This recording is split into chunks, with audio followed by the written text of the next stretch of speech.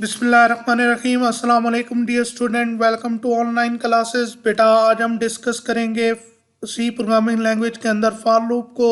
जैसे कि बेटा आप ऑलरेडी जानते हैं लूप्स के बारे में और रेपिटेटिव स्ट्रक्चर के बारे में।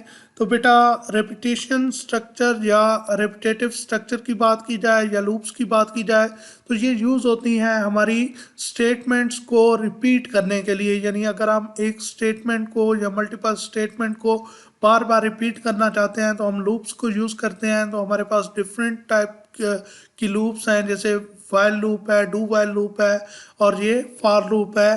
तो हम इन तमाम लूप्स को इसी पर्पज़ के लिए यूज़ करते हैं, यानी अपनी स्टेटमेंट्स को रिपीट करवाने के लिए। फॉर लूप जिसको बेटा काउंटर कंट्रोल लूप भी कहते हैं।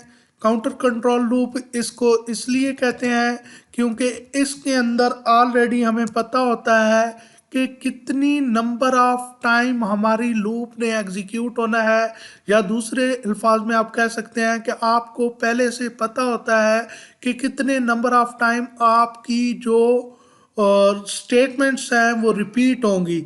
यानी आप एग्जिट जो पॉइंट है, यानी आप उसका जो लास्ट पॉइंट है उसको ऑलरेडी पहले से जानते होते हैं कि इतने नंबर ऑफ टाइम इस लूप ने क्या होना है, एग्जीक्यूट होना है। तो ऐसी लूप को हम क्या कहते हैं, काउंटर कंट्रोल लूप। दोबारा सुन लीजिएगा, काउंटर कंट्रोल लूप वो लूप होती है जिसके अंदर ऑलरेडी हमें पता होता है कि इतने नंबर ऑफ टाइम ये स्टेटमेंट को रिपीट करेगी। यानी जैसे मुझे पता हो कि ये 10 बार ये वाली स्टेटमेंट को रिपीट करवाएगी, तो इसका मतलब है ये 10 नंबर जो है, ये 10 जो वैल्यू है ये मुझे बता रहा है कि मेरी number of statement 10 time repeat होंगी। तो इसका मतलब है मैं ऑलरेडी जानता हूँ 10 time, 100 time, 15 time, 2 time, 3 time, 100 time, 1000 time. तो ये ऐसी वैल्यूज़ हैं जिसके थ्रू मुझे पहले से पता है कितने नंबर ऑफ टाइम क्या है मेरी स्टेटमेंट्स को ये लूप रिपीट करवाएगा। तो ऐसी लूप को क्या कहा जाता है, काउंटर कंट्रोल लूप कहा जाता है। अब बेटा फॉर लूप की बात की जाए तो हम फॉर लूप के सिंटैक्स की बात करते हैं, क्योंकि ये तो हमें समझ आ गई कि ये हमारी स्टेटमेंट्स को रिपीट करवाने के लिए यूज़ होती है। यानी एक स्टेटमेंट को अगर आप बार बार रिपीट करना चाहते हैं तो आप लूप को यूज़ करते हैं। फॉर एग्जांपल आप डिस्प्ले करवाना चाहते हैं, आप आई लव पाकिस्तान एग्जांपल के तौर पर ले लें कि इस लाइन को आप रिपीट करवाना चाहते हैं 10 टाइम।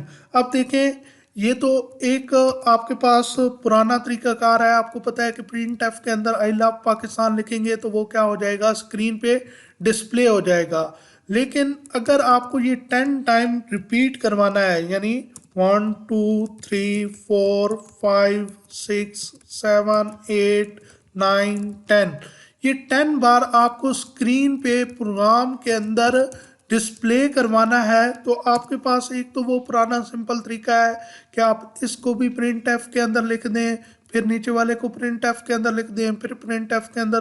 तो इन तमाम को 10 टाइम आप प्रिंट एफ के अंदर लिख दें, यानी प्रिंट एफ की 10 स्टेटमेंट लिख दें। किसी के माइंड में आ रहा होगा कि हम एक प्रिंट एफ के अंदर भी ये कर सकते हैं। हाँ, एक प्रिंट एफ के अंदर भी लिखें तो आपको आई लव पाकिस्तान 10 टाइम लिखना पड़ेगा, और हर उस यानी प्रिंट एफ के अंदर आई लव पाकिस्तान लिखेंगे, फिर स्लैश एन, तो फिर उसके बाद आई लव पाकिस्तान, फिर स्लैश एन।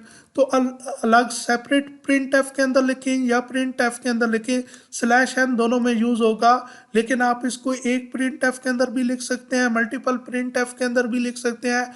लेकिन आपको स्लैश एन भी 10 टाइम, स्लैश एन आप कह लें कि 9 टाइम आपको लिखना पड़ेगा, और आई लव पाकिस्तान आपको खुद कीबोर्ड से 10 टाइम प्रिंट एफ के अंदर लिखना पड़ेगा, तभी ये स्क्रीन पे इस तरह डिस्प्ले होगा। लेकिन यही काम जब एक स्टेटमेंट सेम स्टेटमेंट है और वो बार बार रिपीट हो रही है, तो मैं क्यों उसको 10 टाइम लिखूं या 100 टाइम या 1000 टाइम। अगर उसको रिपीट करना है तो उसके लिए हमारे पास बेहतर सोल्यूशन होता है लूप्स। तो हम लूप्स को यूज़ करते हैं, और कौन सी लूप कहाँ पे बेस्ट होती है वो हम ऑलरेडी डिस्कस कर चुके होते हैं। जैसे फॉर लूप में आज हम डिस्कस कर रहे हैं कि इसको काउंटर कंट्रोल लूप कहा जाता है और इसको वहाँ पे प्रेफर किया जाता है जहाँ पे हमें ऑलरेडी पता हो कि इतने नंबर ऑफ टाइम हमारी स्टेटमेंट क्या होगी, रिपीट होगी। जैसे इस सिनेरियो में हमें पता है कि 10 टाइम इस आई लव पाकिस्तान ने क्या होना है, रिपीट होना है। 10 टाइम इस स्टेटमेंट ने खुद को रिपीट करना है। तो मैं क्या करूँगा कि मुझे ऑलरेडी इसका पता है कि 10 टाइम, तो इसका मतलब मैं वैल्यू ऑलरेडी जानता हूँ कि कितने नंबर ऑफ टाइम इसने रिपीट होना है। तो मैं किसको प्रेफर करूँगा, फॉर लूप को प्रेफर करूँगा। अब फॉर लूप की अगर बात की जाए तो फॉर लूप को बेटा कुछ उसका सिंटैक्स जो है, उसका तरीकाकार जो है लिखने का, वो ये है कि फॉर कीवर्ड आता है, उसके बाद आपकी पैरेंथेसिस स्टार्ट होती हैं। याद रखिएगा फॉर या डू या वाइल या जितने भी हमारे पास तकरीबन कीवर्ड्स हैं, ये सारे के सारे स्मॉल लेटर के अंदर लिखे जाते हैं, यानी लोअर केस के अंदर लिखे जाते हैं। तो इसलिए आपने यहाँ फॉर इस तरह लिखना है। फिर उसके बाद यहाँ पे सबसे पहले आती है इनिशियलाइजेशन। यहाँ पे क्या आती है, इनिशियलाइजेशन। इसको एक्सप्लेन कर देता हूँ कि इनिशियलाइजेशन क्या होती है। और यहाँ पे याद रखिएगा सेमीकोलन दरमियान में आएगा। फिर उसके बाद यहाँ पे आती है बेटा कंडीशन। यहाँ पे क्या आती है, कंडीशन स्टेटमेंट। फिर उसके बाद सेमीकोलन और फिर उसके बाद इंक्रीमेंट या डिक्रीमेंट यहाँ पे होता है। इंक्रीमेंट या डिक्रीमेंट स्टेटमेंट यहाँ पे आ जाएगी। तो इसका मतलब है सबसे पहले हम क्या लिखेंगे, इनिशियलाइजेशन। इनिशियलाइजेशन के बाद हमारी सेमीकोलन आएगा, सेमीकोलन के बाद हम कंडीशन को लिखेंगे, और कंडीशन के बाद हम किसको लिखेंगे, इंक्रीमेंट और डिक्रीमेंट ऑपरेटर को यूज़ करते हुए यहाँ पे स्टेटमेंट लिखेंगे। लाजमी नहीं है इंक्रीमेंट डिक्रीमेंट ऑपरेटर को यूज़ करें।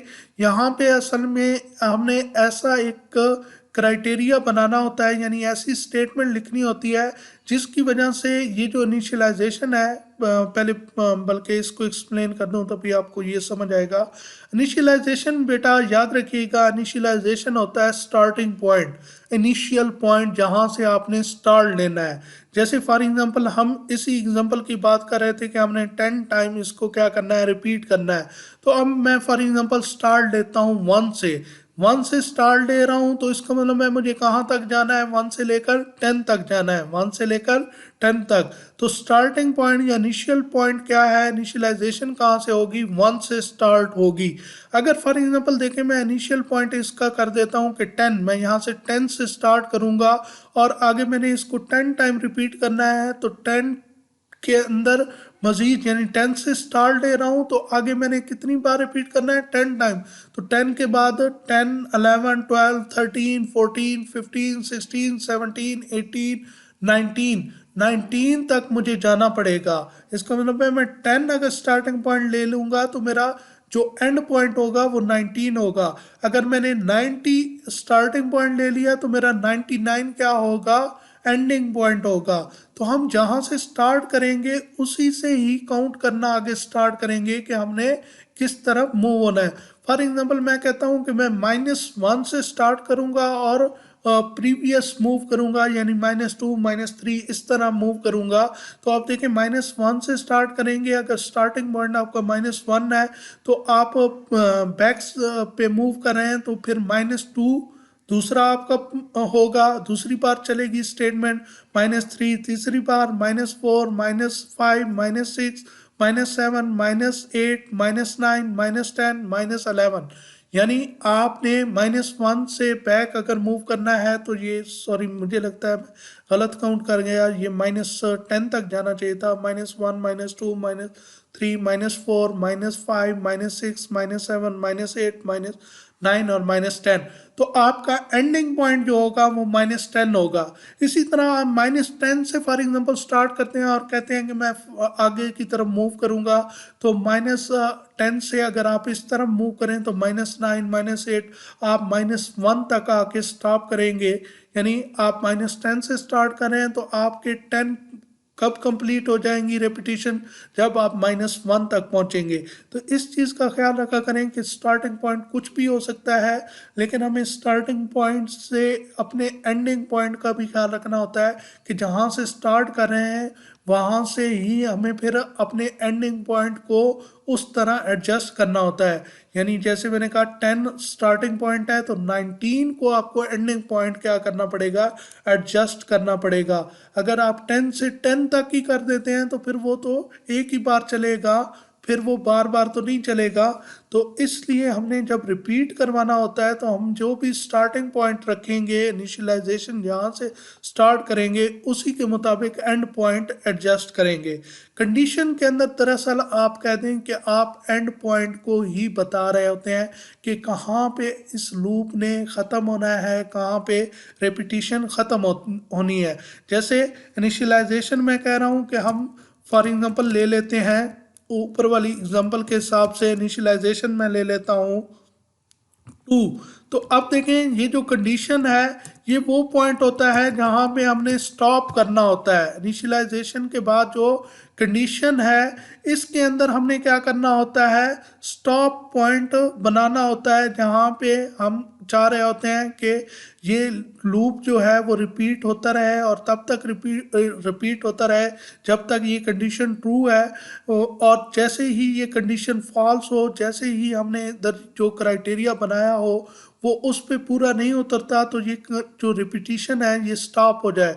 क्योंकि अगर हम ऐसा कोई पॉइंट नहीं बनाते, एंडिंग पॉइंट नहीं बनाते, तो ये लूप तो चलता ही जाएगा इन्फिनिट टाइम के लिए। ये क्या करता रहेगा, खुद को रिपीट करता रहेगा, कभी इसका एंड नहीं होगा। तो ये लाजमी हमें ऐसा पॉइंट देना होता है जहाँ पे हमारी लूप क्या हो सके, एंड हो सके। तो अब देखें 2 अगर हम स्टार्टिंग पॉइंट रख रहे हैं तो आप 2 उसकी तरफ जाएं तो आप कह सकते हैं कि लेस देन 12 आप इसको चला लें तो ये कितनी बार चलेगा आप खुद काउंट कर सकते हैं। ये देखें 2 के लिए ये कंडीशन ठीक होगी, 3 के लिए, 4 के लिए, 5 के लिए, 6 के लिए, 7 के लिए, 8 के लिए, 9 के लिए, 10 के लिए और 11 के लिए। तो ये देखें इन तमाम के लिए ये कंडीशन क्या होगी, ट्रू होगी। तो अगर आप इसको काउंट करें तो 10 टाइम होगा, 1 2 3 4 5 6 7 8 9 10। तो ये देखें 10 टाइम ये मुकम्मल हो जाएगा, 10 टाइम ये रिपीट हो जाएगा। तो लेस देन 12 यानी कंडीशन क्या बनानी चाहिए कि जो भी इनिशियलाइजेशन हमारा पॉइंट है उस पॉइंट से लेकर हमें लेस देन, यानी जो हमने 2 रखा है तो हम 2 के हिसाब से फिर 12 रखेंगे। अगर हम यहाँ पे 1 रखते तो यहाँ पे क्या रखते हम 11 लेस देन 11 रखते या लेस देन इक्वल टू 10 रखते। तो उस हिसाब से हम एंडिंग पॉइंट एडजस्ट करेंगे तो हमारा लूप यहाँ से स्टार्ट होगा और इस तरह क्या होता जाएगा, ये इंक्रीमेंट होता हुआ फिर उस एंडिंग पॉइंट पर पहुंचेगा और एंडिंग पॉइंट पे वहाँ पे जाके क्या हो जाएगी, उसकी ख़त्म हो जाएगी रेपिटेशन। तो इस तरह अब हमें इंक्रीमेंट और डिक्रीमेंट की भी थोड़ी समझ आ गई होगी। जैसे ये मैंने लिखा है 2 3 4, तो ये इंक्रीमेंट डिक्रीमेंट याद रखिएगा, लाजमी नहीं है कि इंक्रीमेंट हो, लाजमी नहीं है कि डिक्रीमेंट हो, और लाजमी नहीं है कि एक एक का इंक्रीमेंट हो, दो दो का इंक्रीमेंट हो। तो वो हम पे डिपेंड करता है। जैसे फॉर एग्जांपल मैं एक और एग्जांपल लेता हूँ कि मुझे यहाँ पे डिस्प्ले करना होता 5 10 15 और 20 अप टू 100।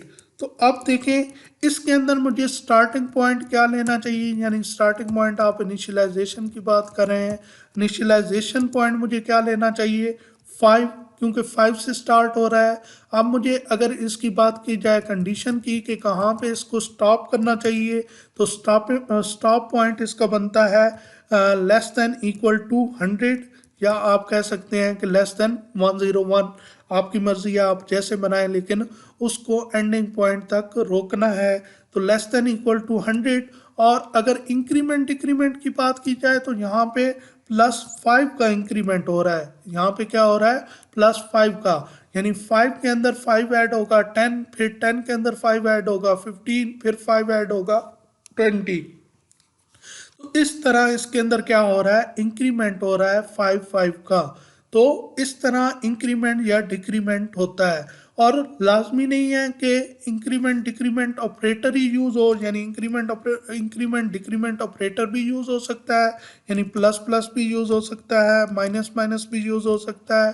वो प्रीफिक्स इंक्रीमेंट ऑपरेटर भी यूज़ हो सकता है, पोस्ट फिक्स इंक्रीमेंट ऑपरेटर भी यूज़ हो सकता है, या हम ऐसे भी कर सकते हैं कि कोई भी वेरिएबल, हमें एक वेरिएबल लेना होता है, लूप वेरिएबल, जिसके अंदर वेरिएबल के अंदर हमने वैल्यू भी इनिशियलाइजेशन करनी होती है और जिसके अंदर हमने इंक्रीमेंट या डिक्रीमेंट करना होता है, क्योंकि आपको पता है वेरिएबल की वैल्यू ही अपडेट हो सकती है। तो इस तरह भी हो सकता है कि जो भी वेरिएबल हो उसके अंदर आप +2 कर दें, सॉरी +2 कर दें, +5 कर दें, जैसे ऊपर वाले सिनेरियो के अंदर 5 का इंक्रीमेंट है तो इस तरह हम उसको लिखेंगे। तो लाजमी नहीं है कि जस्ट उसके अंदर कोई लाजमी इंक्रीमेंट या डिक्रीमेंट ऑपरेटर यूज़ होगा। ये प्लस माइनस मल्टीप्लिकेशन डिवीजन किसी तरह भी हम इस तरह की एक्सप्रेशन भी लिख सकते हैं और उसको वेरिएबल को असाइन कर सकते हैं। अब ये जो इनिशियलाइजेशन पॉइंट है ये कंडीशन पॉइंट है और यहाँ पे हम दरअसल वो बनाते हैं, वो एक्सप्रेशन लिखते हैं जिससे हमारी ये जो इनिशियलाइजेशन है, जो स्टार्टिंग पॉइंट है, वो उससे मूव होता हुआ इस एंड पॉइंट पे पहुंच जाता है। यानी यहाँ पे हम ऐसा एक ऐसा एक एक्सप्रेशन लिखते हैं, ऐसी एक स्टेटमेंट लिखते हैं जिसकी वजह से हमारा स्टार्टिंग पॉइंट जंप करता हुआ एंड पॉइंट पे पहुंच जाता है। यानी ऐसी कंडीशन पे वो पहुंच जाता है जहाँ पे वो फॉल्स हो जाती है और रिपीटिशन रुक जाती है। जैसे अब देखें, मैंने कहा कि हम लूप के अंदर एक वेरिएबल भी लेते होते हैं जिसके अंदर हम वैल्यू, स्टार्टिंग वैल्यू रखते हैं और फिर उसी के अंदर ही हम जंप करते हैं और उसी को ही कंडीशन से चेक कर रहे होते हैं। तो वो कैसे होगा, अगर ऊपर वाली एग्जांपल को मैं करूं तो मुझे यहाँ पे एक वेरिएबल कोई लेना होगा, जैसे इंट आई ले लेता हूँ, क्योंकि ज़्यादातर जो मतलब लाजमी नहीं है, कोई ज़रूरी नहीं है कि आई को यूज़ किया जाए, लेकिन ज़्यादातर हम फॉर लूप के अंदर या हम लूप्स के अंदर आई जे के को ही क्या करते हैं, यूज़ करते हैं। तो जो प्रोफेशनल लोग हैं वो ज़्यादातर आई जे के को ही as a for loop variable use करते हैं। यानी फर्स्ट लूप के लिए वो आई यूज़ करते हैं, सेकंड के लिए जे और थर्ड के लिए के। तो इसलिए हम भी क्या करेंगे कि उस चीज़ को मद्देनज़र रखते हुए हम आई को ही प्रेफर करेंगे लूप के अंदर एज अ वेरिएबल। लेकिन कोई ज़रूरी नहीं होता, आप अपना नाम रख लें, आप ABC कोई भी लूप वेरिएबल रख लें, वो आपकी अपनी मर्ज़ी है, कोई बाउंड नहीं किया जाता। यहाँ पे भी इसको डिक्लेयर कर सकते हैं और चाहें तो आप ऊपर जैसे पहले वेरिएबल्स को डिक्लेयर कर लेते हैं और बाद में क्या करते हैं, उनको यूज़ करते हैं। तो आप इस तरह भी ये काम कर सकते हैं, इस तरह भी ये काम कर सकते हैं। तो यहाँ पे फिर आपको दोबारा इसको इनिशियलाइज नहीं करना पड़ेगा। तो आई को जैसे ऊपर वाली उसकी बात की जाए तो हम 1 से स्टार्ट करेंगे और कहाँ तक ले जाएंगे, <<10 कर लें या <11 कर लें, तो यहाँ तक लेके जाएंगे और आई के अंदर एक एक का इंक्रीमेंट करेंगे। याद रखिएगा यहाँ पे सेमीकोलन नहीं आएगा। और यहाँ पे प्रिंट एफ के अंदर हम क्या लिख देंगे, आई लव पाकिस्तान और /n, आई लव पाकिस्तान और /n। इतना करने से ये लूप क्या होगी, अब 10 टाइम रिपीट होगी। कैसे 10 टाइम रिपीट होगी, पहली बार 1 के लिए चेक होगा। अब ये चलती कैसे है, इसकी यानी वर्किंग कैसे होती है, तो सबसे पहले ये यहाँ से स्टार्टिंग पॉइंट से इनिशियलाइजेशन से स्टार्ट होती है। यानी सबसे पहले क्या होगा, आई को 1 मिलेगा। जब ये लूप्स चलेगी तो सबसे पहले आई के अंदर क्या चला जाएगा, 1, आई के अंदर 1। फिर उसके बाद क्या होगा, नेक्स्ट पॉइंट के ऊपर क्या होगा, नेक्स्ट पॉइंट के ऊपर याद रखिएगा कंडीशन चेक होगी, 1 < 10।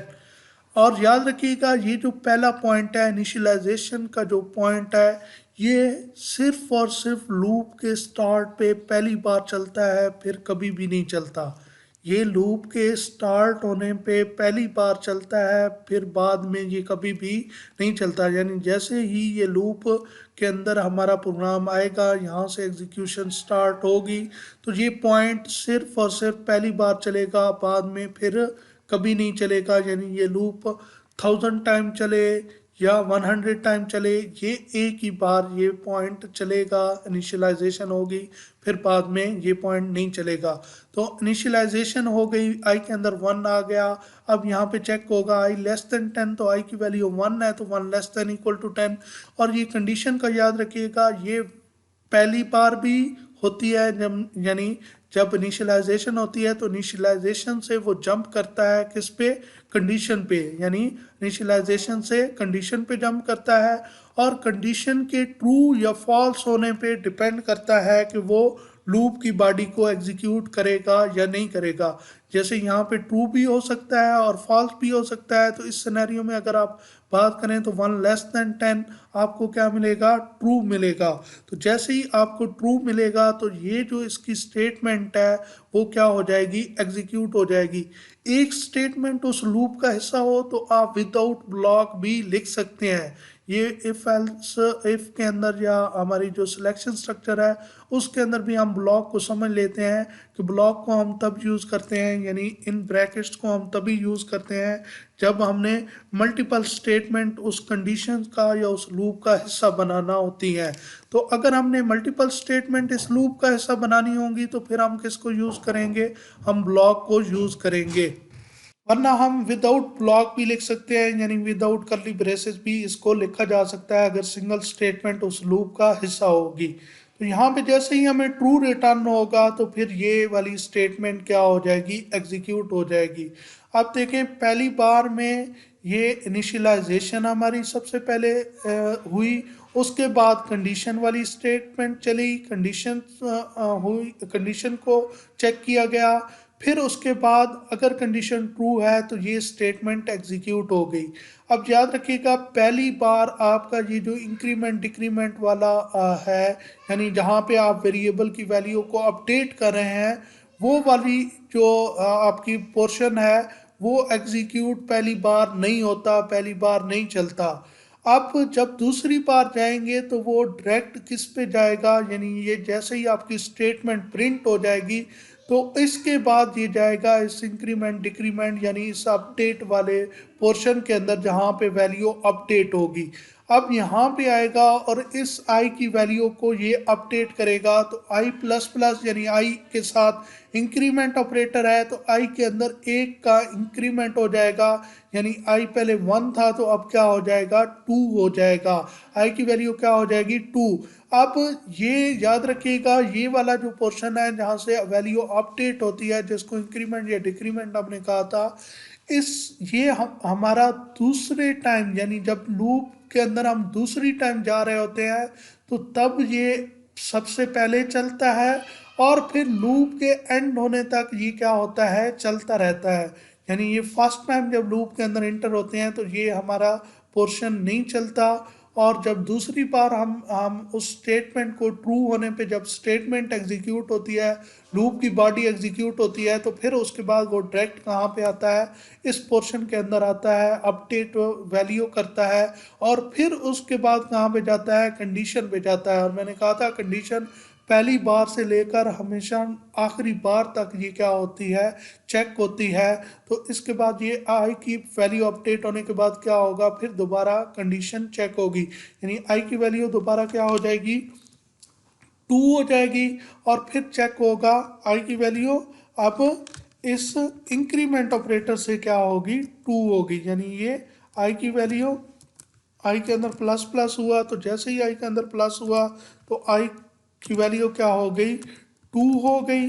और फिर उसके बाद कंडीशन चेक होगी, कंडीशन क्या है, 2 < 10। फिर ये कंडीशन ट्रू है तो ये आई लव पाकिस्तान फिर प्रिंट हो जाएगा और हमें समझ आती है कि ये तब तक ट्रू रहेगी जब तक 10 आई की वैल्यू है। अब देखें 10 के वक्त भी आई लव पाकिस्तान क्या हो जाएगा, रिपीट हो जाएगा। फिर उसके बाद आई के अंदर एक इंक्रीमेंट होगा तो आई की वैल्यू क्या हो जाएगी, 11। 11 < 10 जब चेक होगा तो ये कंडीशन क्या हो जाएगी, फॉल्स हो जाएगी। तो जैसे ही ये कंडीशन फॉल्स होगी तो लूप की बॉडी क्या हो जाएगी, स्किप हो जाएगी और लूप भी ख़त्म हो जाएगा। फिर ये नेक्स्ट इसके बाद कोई स्टेटमेंट लिखी होगी वैसे प्रोग्राम के अंदर तो वो एग्जीक्यूट हो जाएगी, अदरवाइज हमारा प्रोग्राम क्या हो जाएगा, ख़त्म हो जाएगा। तो इस तरह फॉर लूप हमारी क्या करती है, उसकी वर्किंग होती है। अगर आप इसका फ्लो चार्ट देखना चाहें तो फ्लो चार्ट में भी इसकी वर्किंग आप समझ सकते हैं कि सबसे पहले इनिशियलाइजेशन एक्सप्रेशन एग्जीक्यूट होती है, चलती है। फिर उसके बाद कंडीशन, ये टेस्ट एक्सप्रेशन जो है ये वही कंडीशन है। कंडीशन पे हमें ट्रू भी मिल सकता है, फॉल्स भी मिल सकता है। फॉल्स मिलेगा तो वो लूप क्या हो जाएगी, एंड हो जाएगी। चाहे वो पहली बार ही फॉल्स मिले या हमें जब भी फॉल्स मिलेगा वो लूप क्या हो जाएगी, एंड हो जाएगी। अगर हमें टेस्ट एक्सप्रेशन यानी कंडीशन के अंदर ट्रू मिलता है तो फॉर लूप की बॉडी चलेगी, और फॉर लूप की बॉडी के बाद हमने कहा था कि अपडेट एक्सप्रेशन पे जाएगा जहाँ पे वैल्यू अपडेट होती है, और फिर इस तरह फिर कंडीशन पे, और ये प्रोसेस तब तक रिपीट होता रहता है जब तक आपकी लूप की कंडीशन ट्रू रहती है। जैसे ही वो फॉल्स होगी वो यहाँ से यहाँ बाहर निकल आएगा, लूप एंड हो जाएगी। तो उम्मीद करता हूँ आपको ये वाला लेक्चर समझ आया होगा। किसी किस्म का कोई क्वेश्चन होता है तो आप कमेंट्स के अंदर पूछ सकते हैं। थैंक यू सो मच बेटा, ख्याल रखिएगा, अल्लाह हाफिज़।